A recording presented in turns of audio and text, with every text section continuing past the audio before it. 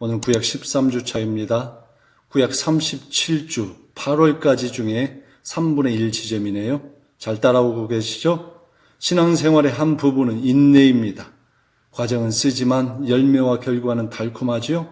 우리 주님의 우리를 위한 십자가 희생을 기억하시면서 포기하지 마시고 끝까지 가시게요. 사무엘이 나이 들어 그의 아들들을 이스라엘 사사, 좀 더 정확히 표현하면 후임 제사장으로 삼으려고 합니다. 그러나 이스라엘 백성들이 이를 거부하지요. 제사장 사무엘, 당신은 우리의 훌륭한 지도자였습니다. 당신의 수고에 정말 감사드립니다. 그러나 당신의 아들들은 당신의 선한 행위를 따르지 않습니다. 뇌물을 받고 판결을 굽게 합니다. 그래서 우리는 당신의 아들들의 리더십을 거부합니다. 그러니 우리에게 이방 민족과 같이 우리를 통치할 왕을 세워주시오. 무슨 소리들인가? 비록 내 자녀들을 리더십으로 세울 수 없다 하여도 왕을 세우는 것은 아니네. 왕이 된 자가 이 백성과 그대들을 혹독하게 다룰 것이야. 사무엘은 하나님이 이스라엘 친히 다스리시기를 원하셨지만 이스라엘 백성들의 끈질긴 요구에 사울을 왕으로 세웁니다. 기억할 것은 이처럼 왕정제도의 시작은 하나님의 직접 다스림을 거부한 백성들의 완악함 때문에 생겼습니다. 그러므로 혹자들이 로마서 13장이나 디도서 3장 등을 인용하면서 위에 있는 권세에 무조건 굴복하라고 가르치는 것은 비성서적인 교훈입니다. 불의와 불법에는 에베소서 6장의 말씀처럼 그 배후에 악한 영들의 권세가 있음을 기억하며 폭력을 행사하지 않는 선에서 중보의 기도나 선한 외침 등으로 저항해야 합니다. 성경을 특정 구절과 문맥 등을 인용하여 짜집기식으로 보지 말고 통전적으로 보아야 하는 것입니다. 그렇지 않으면 마지막 때인지라 각종 이슈들을 통해서 1938년에 제2의 신사참배와 같은 교단적이고 교회적인 배도의 형태가 쓰나미처럼 몰려올 수 있습니다. 분별하십시오. 사울은 왕이 된 직후 상당히 감각 있는 정치적 처신을 합니다. 왕으로 세워졌음에도 불구하고 급히 왕궁을 짓고 세력을 모으기보다는 적절한 기회를 기다립니다. 그를 반대했던 무리들에 대해서도 관용을 베풀지요. 이처럼 초기의 사울은 하나님을 섬기며 백성들을 돌볼 줄 아는 사람이었습니다. 그러나 겸손했던 사울, 반대자들에게도 관용하여 인내했던 사울, 그가 시간이 지나면서 변질되어 갑니다. 그는 블레셋과의 전투에 앞서 제사장인 사무엘을 대신하여 기다리지 못하고 자기 마음대로 번제를 드립니다. 자신의 경솔한 맹세로 아들 요나단이 위험에 빠지기도 하지요. 또한 이스라엘이 출애굽할 때 자신들을 약탈하며 괴롭혔던 아말렉을 진멸하라는 하나님의 명령에도 불구하고 사울은 모든 좋은 것은 남기고 가치 없고 쓸모없는 것만 없애는 불순종을 보입니다. 이때부터 하나님은 사울을 왕으로 세우신 것에 대하여 후회하시지요. 그런데 이런 상황에서도 사울은 하나님의 말씀보다 백성들의 평가에 더 관심을 두고 하나님보다 백성들의 눈을 더 두려워합니다. 사울의 불순종 이후 사울은 기브아 본집으로 올라가고 사무엘은 고향인 라마로 돌아옵니다. 그곳에서 사무엘은 큰 슬픔에 빠지지. 시대를 향한 근심이요 사울을 향한 슬픔이었습니다. 바로 이때 하나님께서 사무엘에게 나타나 말씀하십니다. 사무엘아, 언제까지 슬퍼하려느냐? 나는 사울을 버렸노라. 나는 뿔에 기름을 채워 베들레헴 사람 이새에게로 가라. 내가 그의 아들 중에서 한 왕을 세우리라. 사람의 중심을 보시는 하나님은 아버지도 형도 심지어 사무엘도 주목하지 않은 다윗의 중심을 보시고 그에게 기름을 붓습니다. 이후 하나님의 영에 충만해진 다윗은 하나님의 이름과 하나님의 군대인 이스라엘을 모욕하는 블레셋의 장수 거인 골리앗을 무찌르지요. 그의 유일한 무기는 전쟁은 하나님께 속해 있다는 믿음, 하나님이 함께해 주시면 이길 수 있다는 용기, 그리고 평소에 양치기로서 늘 사용해왔던 물매, 이 세 가지였습니다. 이 승리로 다윗은 국내적으로 유명 인사가 되었고 이때 다윗은 소중한 친구인 사울의 첫 번째 아들인 요나단을 얻습니다. 요나단 역시 다윗을 자기 생명처럼 사랑하지. 그러나 하나님의 영이 떠난 사울은 이런 다윗을 죽이려고 한다랍니다. 나중에는 자신이 쫓아낸 신접한 여인인 무당을 찾아가 도움을 구하는 영적 지도력에 허약함을 보이기도 하죠.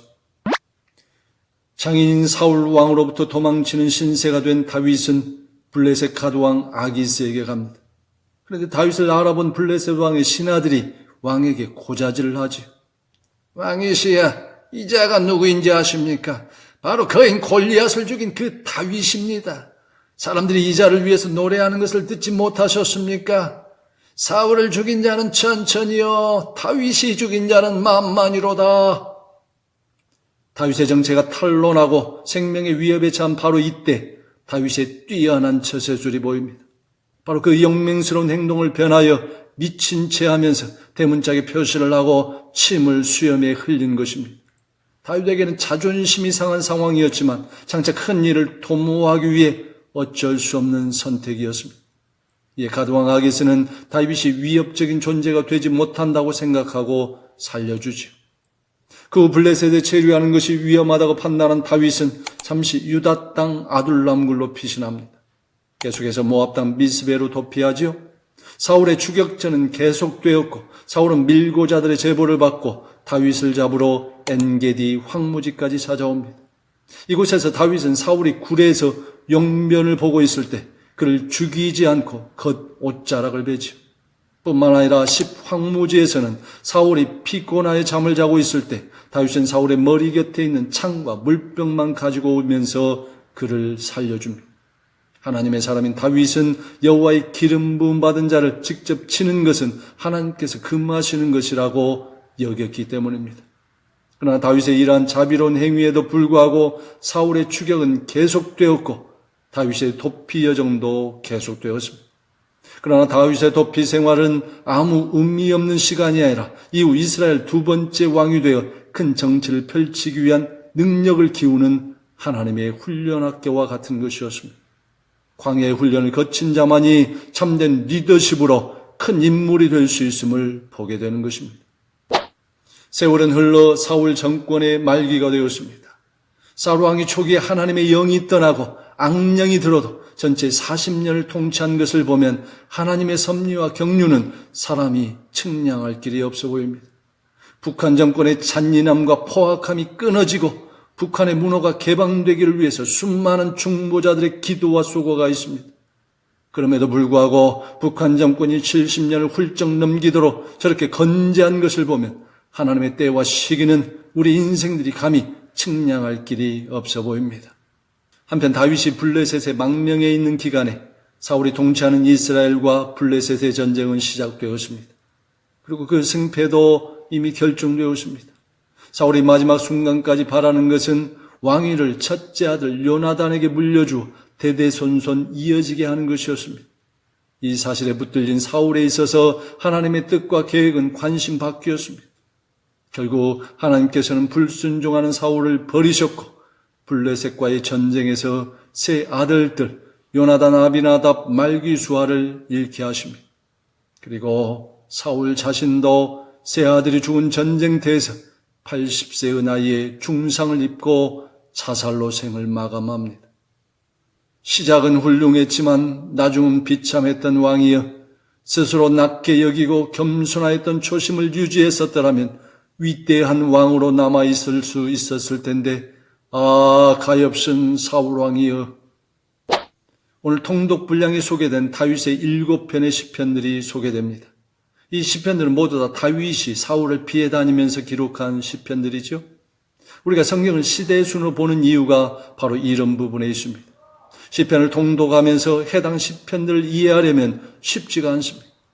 오늘 사무엘상에서 벌어진 사울의 추격전과 사건들을 떠올리면서 보아야 그 다윗의 시편들이 깊이 각인이 되어집니다.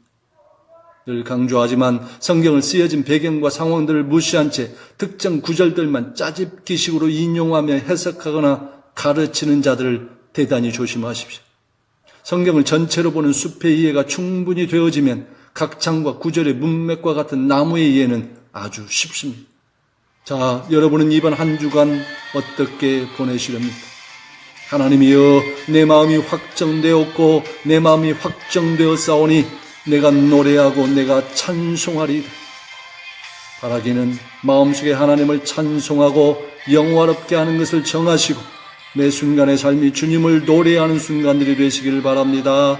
할렐루야.